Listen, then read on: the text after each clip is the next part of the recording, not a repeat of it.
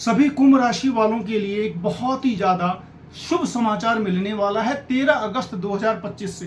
13 अगस्त 2025 को आपके धन के मालिक, आपके बैंक बैलेंस के मालिक, आपके संतान के कारक, विवाह के कारक जो शुभ प्लेनेट है गुरु, वो जा रहे हैं अपने स्व नक्षत्र में यानी कि पुनर्वसु नक्षत्र में। और पुनर्वसु नक्षत्र में जब गुरु चले जाएंगे कुंभ राशि वालों के लिए तो बहुत ही ज्यादा शुभ फल स्थिति बनेगी। आपको बहुत सारे वो काम सिद्ध होंगे जिसकी आपको वर्षों से इंतजार था।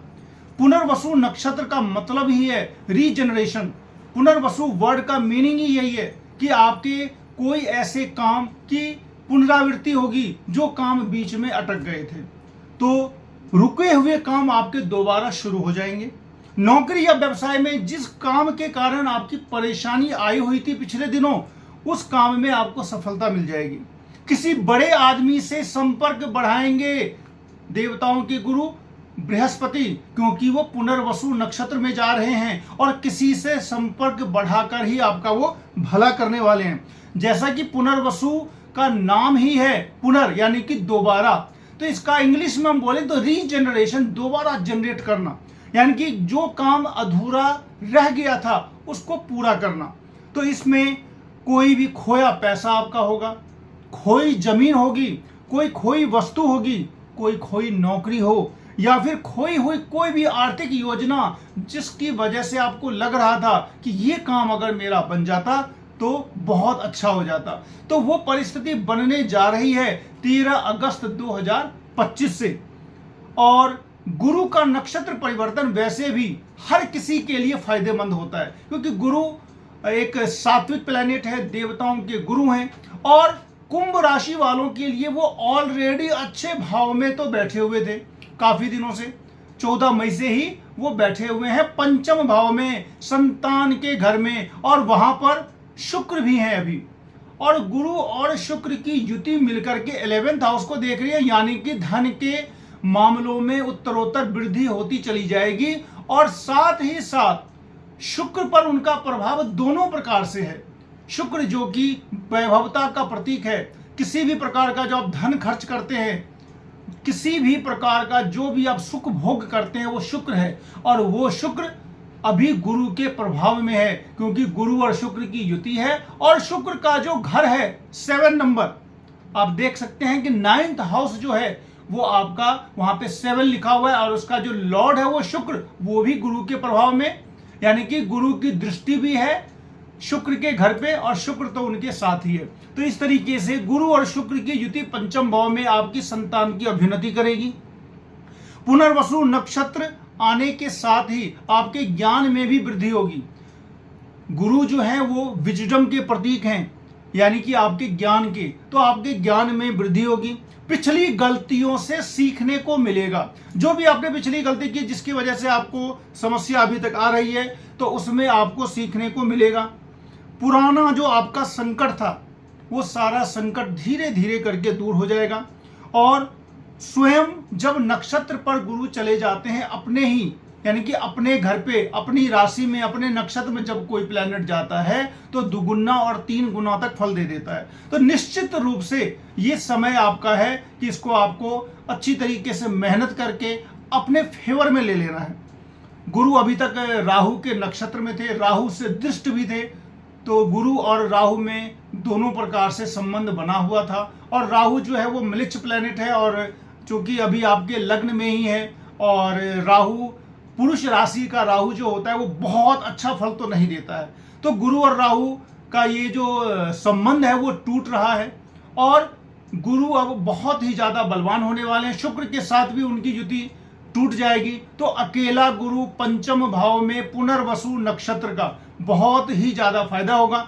मेन फायदा क्या क्या होने वाला है? कार्य और व्यापार जो भी आपका है उसमें या तो बदलाव हो जाएगा या फिर विकास हो जाएगा, यानी कि किसी न किसी प्रकार से पुनर्वसु नक्षत्र आपके लिए फायदेमंद यहां पर सिद्ध होने वाले हैं। उन्नति का रास्ता भी खुलेगा।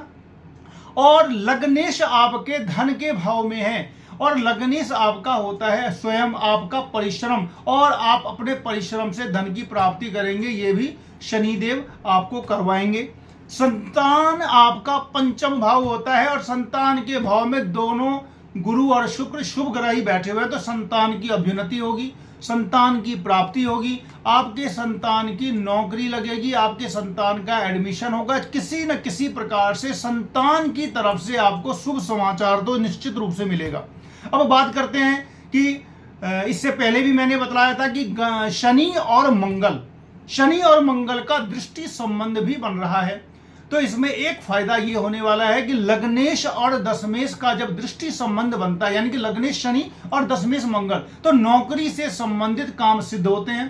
तो निश्चित रूप से इस टाइम पीरियड में भी आपका किसी न किसी प्रकार से जॉब से रिलेटेड जो समस्या थी, चाहे वो ट्रांसफर का हो, चाहे वो प्रमोशन का हो, चाहे नई जॉब का हो, वो बहुत आराम से आपका ये काम बन जाना है। हाँ, नेगेटिव पॉइंट सबसे बड़ी बात यह है कि अष्टम का मंगल शनि से दृष्ट है, तो ये क्या करता है, परदेशवास देता है। यानी कि आप हो सकता है कि इससे एक फायदा भी हो जाएगा कि आप विदेश की यात्रा कर सकते हैं, विदेश जा सकते हैं। इसके बाद अष्टम का मंगल जब शनि से दृष्ट होता है तो किसी न किसी प्रकार की अज्ञात दुर्घटना का भी भय रहता है, क्योंकि अष्टम का मंगल है और वो शनि उनके शत्रु हैं, तो दोनों का जब संबंध बन गया अष्टम भाव से, तो दुर्घटना के चांसेस रहते हैं। तो इसके लिए आपको हनुमान जी की आराधना करनी चाहिए, क्योंकि अष्टम मंगल जब कभी भी है तो उसका जो आराध्य है वो मंगल है। मंगल की पूजा करने से अष्टम मंगल का जो दोष होता है वो शांत हो जाता है। तो आप 3 बार हनुमान चालीसा का पाठ कर सकते हैं। मंगल जो है वो भाई का भी कारक है, तो मंगल भाई का कारक होकर के अगर पीड़ित हो रहे हैं यहाँ पे शनि से और अष्टम भाव में, तो भाइयों से आपके मतभेद हो सकते हैं।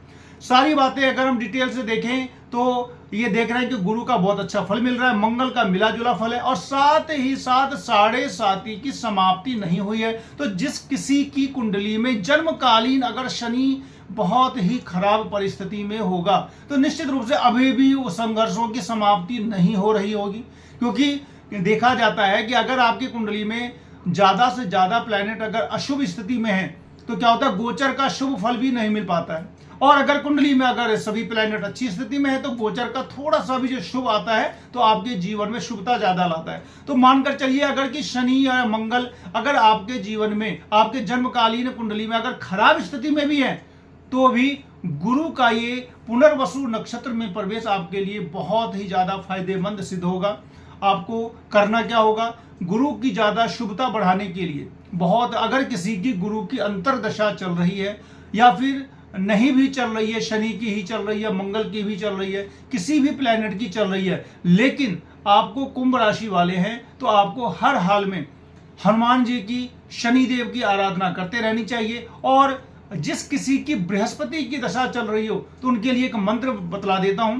वो मंत्र का जाप कर लेने से क्या होगा कि बृहस्पति के पुनर्वसु नक्षत्र में जाने से बहुत तेजी से आपको लाभ मिलेगा, और जो मैंने शुभ फल बतलाया है वो सारी चीजें इमीडिएट मिलनी शुरू हो जाएगी। ओम ब्रीम बृहस्पति नमः 108 बार आप इसका आप जाप कर सकते हैं। तो कुंभ राशि वालों के लिए मिला जुला असर है। शनि और मंगल की वजह से आपको सावधान रहने की भी जरूरत है। अपने स्वास्थ्य का आप ध्यान रखें। किसी भी प्रकार का जो अकस्मात दुर्घटना योग जो बनता है उसके लिए भी आप थोड़ी सी सावधानी रखें। और ज्योतिष का सबसे बड़ा नियम तो ये है कि अगर हमने नेगेटिव पॉइंट्स को हमें पता चल जाता है तो आधा जो उसका जो फल की जो समाप्ति होती है वो वही हो जाती है।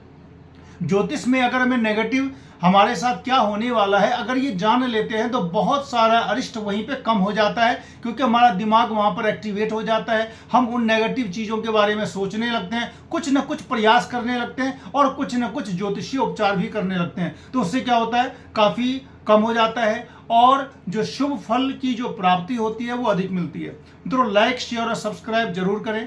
मिलते हैं फिर अगले वीडियो में, तब तक के लिए नमस्कार।